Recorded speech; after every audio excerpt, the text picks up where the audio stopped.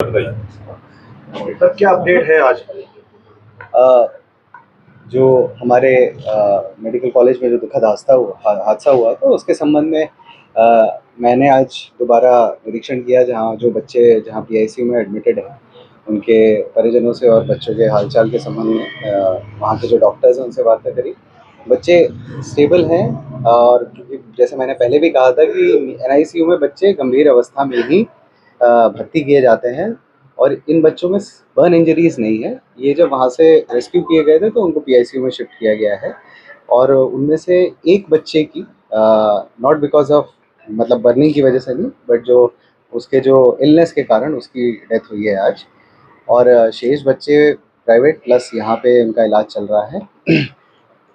10 बच्चों की जो कल डेथ हुई थी उनके परिजनों को परिजनों को शव उनके दे दिए गए थे हमारे द्वारा, और एक बच्चा हमारे पास था, और एक क्लेमिंग फैमिली थी जो उसे क्लेम कर रही थी, तो उसके लिए अभी हम लोग उसको वेरीफाई कर रहे हैं। तो कोई भी ऐसा बच्चा मिसिंग नहीं है, बस जो ये अनअकाउंटेड फॉर जो है बेसिकली अनक्लेम्ड एक बच्चा था प्लस एक फैमिली जो क्लेम डाल रही थी। तो एक बार हम लोग उस फैक्ट्स को वेरीफाई कर लेंगे जो भी रिकॉर्ड्स थे, और उसके बाद जो होगा वो उनको वो दे दिया। हाँ, मृतकों की संख्या 11। क्लियर कीजिए कितने बच्चे हैं? साहब कह रहे हैं कि 70 बच्चे हैं और आप बता रहे हो 49 हैं। नहीं, और वो 49 ही बच्चे हैं। आपको पहले भी ब्रीफ किया है, जब भी मैंने ब्रीफ किया है आपको स्थिति क्लियर कट स्पष्ट बताई है मीडिया को कि 49 बच्चे थे, और उसमें से 10 बच्चों की डेथ हुई थी। 38 बच्चे फैसिलिटीज में थे, एक बच्चा अनक्लेम था, और एक क्लेमिंग फैमिली थी हमारे पास। वो क्लेमिंग फैमिली क्योंकि उनकी शायद से 1-2 दिन पहले एक घटना हुई थी, वो उनका ही बच्चा था जो वो क्लेम कर रहे थे, बट क्योंकि उसके पिता ने उसको देखा नहीं था तो हम किसी बच्चे को ऐसे किसी फैमिली को नहीं दे सकते थे। तो बस एक यही स्थिति है। 49 जो 38 में से बच्चे कहाँ पे हैं? वो आपको मैं अभी मेडिकल बुलेटिन रिलीज करने के बाद आपको सर एक महत्वपूर्ण बात ये पूछिए, जिस जगह एसेंस आईसीयू चल रही थी उस पर फरवरी में ऑब्जेक्शन आया था, जो ऑडिट ऑब्जेक्शन आया था, तो बावजूद इसके वहां चल रहा था, उसमें लिखा था कि यहाँ फायर की सारी व्यवस्थाएं नहीं है। तो इसके लिए महत्वपूर्ण बात यह है, कॉलेज प्रशासन इसके लिए जिम्मेदार है, इसमें क्या कार्रवाई होगी?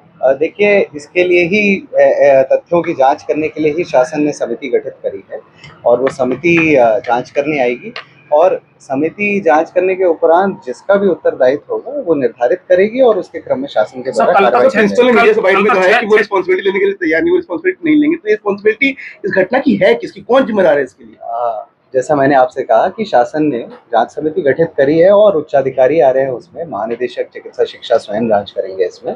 तो जब वो जांच के क्रम में जो भी स्थिति आएगी उसका उत्तरदायित्व निर्धारित करने के बाद शासन कल तक 6 माता पिता यहाँ अपने बच्चों को तलाश रहे थे, क्या वो आइडेंटिफाइड होगा, उनको मिल चुके? मैंने कहा कि वो हमारे पास 3 अनआइडेंटिफाइड, जैसे पहले हम कह रहे थे कि क्लेम नहीं कर पा रहे थे बच्चों को, क्योंकि पेरेंट्स नॉर्मली शॉक में चले जाते हैं इतनी दुखद घटना के बाद, तो कुछ एक्सेप्ट करने में भी दिक्कतें रहती हैं। तो उनको हम लोगों ने उनको अपनी बुला के वेरीफाई कराने के बाद, संतुष्ट कराने के बाद, जब उन्होंने ही उसी अपने बच्चों की पहचान करी, उसके बाद पोस्टमार्टम कराने के बाद हैंड ओवर करा दिया गया। उसी में से एक फैमिली जो बची थी, हमारे पास एक बच्चा था, एक फैमिली जो बची थी वो हमने उनको रात में यहाँ पे रुकवाया हुआ था। वही क्लेम कर रहे थे कि हमारा एक बच्चा है, और हमारे पास एक अनआइडेंटिफाइड बच्चा था, तो हम उसको वेरीफाई करने के बाद यदि उनका पाया जाएगा तो उनको। सर एक आखिरी सवाल, जांच में सर क्या पाया गया? जांच रिपोर्ट 12 घंटे में देनी थी, क्या पाया गया है उसमें? कितने दोषी पाएगा?